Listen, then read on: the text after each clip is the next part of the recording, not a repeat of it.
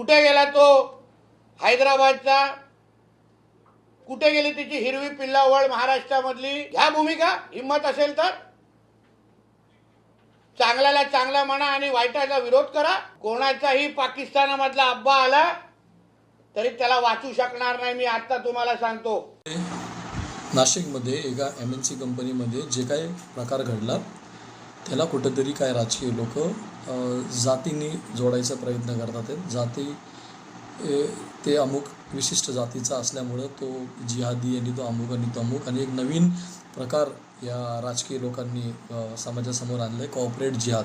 पूर्वी हे म्हणायचे लँड जिहाद, लव्ह जिहाद, भरपूर प्रकारचे जिहाद यांच्याकडे हे स्वतः यांनी स्थापन केलेले जिहाद आहेत.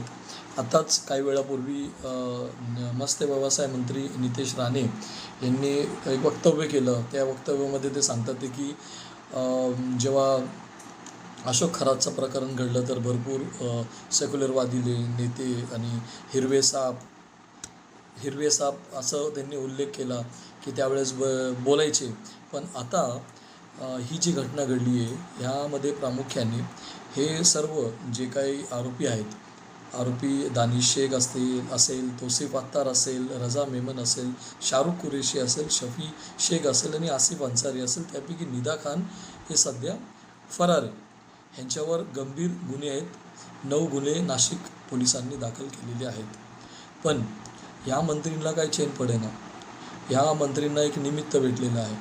हे सतत स्वतःच्या प्रसिद्धीसाठी काहीतरी काही सांगत असतात. त्यांनी असं चॅलेंज केलं की मुस्लिम समाज कुठं गेला आहे, यांच्याबद्दल का बरं बोलत नाही आहे. मुस्लिम समाज अशा या फालतू गोष्टींचा, एखाद्याचा विनयभंग करणे, एखाद्याच्यावर अन्याय करणे, एखाद्याचं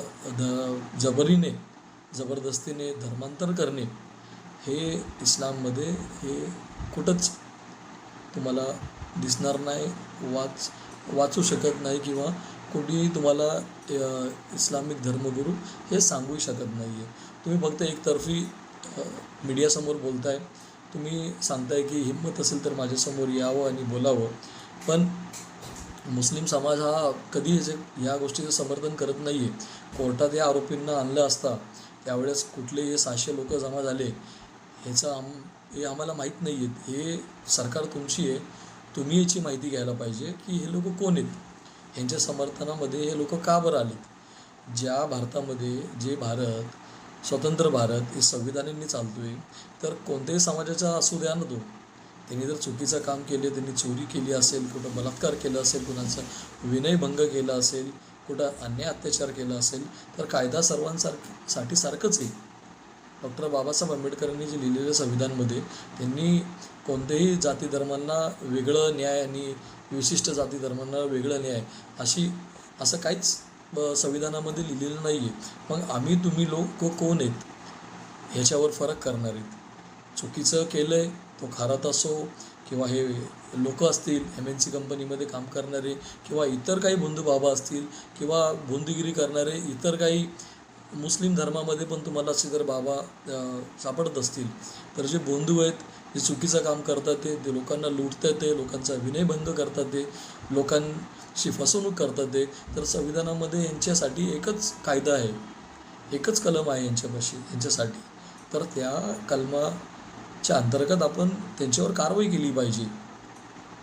काहीतरी आपण फक्त एक विशिष्ट धर्माचं जर एखादा कोण सापडला तर आपण त्या धर्मांसाठी बोलणार, आणि आपण नेहमी म्हणत असताय की पाकिस्तानमध्ये यांचा अब्बासुद्धा वाचवणार नाही आहे. आम्ही बाय चॉईस या भारतामध्ये राहतो आहे, बाय चान्स आम्ही या भारतामध्ये राहत नाही आहे. राणेसाहेब, जेवढं स्वातंत्र्यामध्ये या भारताला स्वतंत्र करण्यासाठी मुस्लिम लोकांचं पण तेवढंच रक्त सांडलं आहे. आपण काहीतरी आपलं बोलायचं, आम्हाला काय गरज पडली आहे. ज्यांनी तिथं जाऊन बिर्याणी खाल्ली तुम्ही त्यांना बोला की, आमचा काय संबंध त्यांच्याशी. तुम्ही त्यांचं नाव घेऊन इथल्या मुसलमानांशी आपण का बरं बोलताय. कुणी चुकीचं केलं असेल, सरकार तुमची आहे, एक हाती सरकार तुमची आहे, आणि सरकार जरी तुमची असेल, कायदा जे म्हणतो त्या हिशोबाने तुम्ही त्यांच्यावर कारवाई केली पाहिजे. माध्यमांसमोर तुम्ही चॅलेंज करताय. मी या व्हिडिओच्या माध्यमातून आपल्याला सांगतोय की हे जे काही कृत्य झालं आहे, SITची स्थापना पोलीस आयुक्तांनी केलेली आहे. ह्याच्यावर जे काही दोषी आढळतील, जे काही कलमं यांच्यावर लावता येईल ते तुम्ही लावावेत. त्याच्या व्यतिरिक्त आपल्या राज्य सरकारला आमची विनंती आहे, असे जे लैंगिक अत्याचार करतात ते ह्यासाठी सक्त कायदा झाला पाहिजे. ह्यांना सरळ फाशीची शिक्षा झाली पाहिजे. हे मी सांगेल. आपण कायद्यामध्ये तरतूद करा. कोणत्याही जाती धर्माचा असो, तो जर चुकीचं वागत असेल, चुकीचं काम करत असेल आणि चौकशीमध्ये तो जर आढळला की त्यांनी तो गुन्हेगार आहे, त्याला तुम्ही सक्त शिक्षेची तरतूद करा. की केंद्रात आणि राज्यात सरकार आपली आहे, आपण का बरं मागं सरकताय? आपण ह्याच्यावर बोललं पाहिजे. हे फक्त हिरवे साहेब जिहाद, लँड जिहाद, अमुक जिहाद, तमुक जिहाद हे बोलणं आता टाळलं पाहिजे. आपलं भारत आणि आपलं महाराष्ट्र मागं येतोय. आपण कुठं जायला पाहिजे? आज आपण कुठं आहोत? हिंदू मुस्लिम या भानगडीमध्ये आपण पडलो आहे. आपल्या तरुणांना रोजगार पाहिजे. आपल्या तरुणांना कुठंतरी चांगलं उद्योग व्यवसाय पाहिजे. ते न करता जर आपण ह्याच्यामध्येच तर त्यांना बिझी ठेवलं तर आपलं जे बांधव आहेत महाराष्ट्रामध्ये राहणारं आणि देशामध्ये राहणारं जे आपल्याला ऐकतोय नेहमी, ते कुठं जाईल? त्याच्याबद्दल आपण विचार करावा, एक सरकार म्हणून, एक मंत्री म्हणून. कारण की देशाच्या पंतप्रधानांनी सांगितलंच आहे की सबका साथ आणि सबका विकास. आपल्याला सर्वांचाच विकास करायचा आहे. आपण भारतीय आहे, आपण हे नाही विसरता आपण हे काम केलं पाहिजे. एवढंच या व्हिडिओच्या माध्यमातून सांगतो. आणि मी परत एकदा आपल्याला विनंती करतो आहे की हे जे काही कृत्य झालं आहे ह्याच्यावर कारवाई झाली पाहिजे. ते कोणत्याही जाती धर्माचं असू द्या, त्याच्याशी आम्हाला काही घेणं देणं नाही आहे. कायदा सर्वांसाठी समान आहे, सारखा आहे. काळजी घ्या. जय हिंद, जय महाराष्ट्र.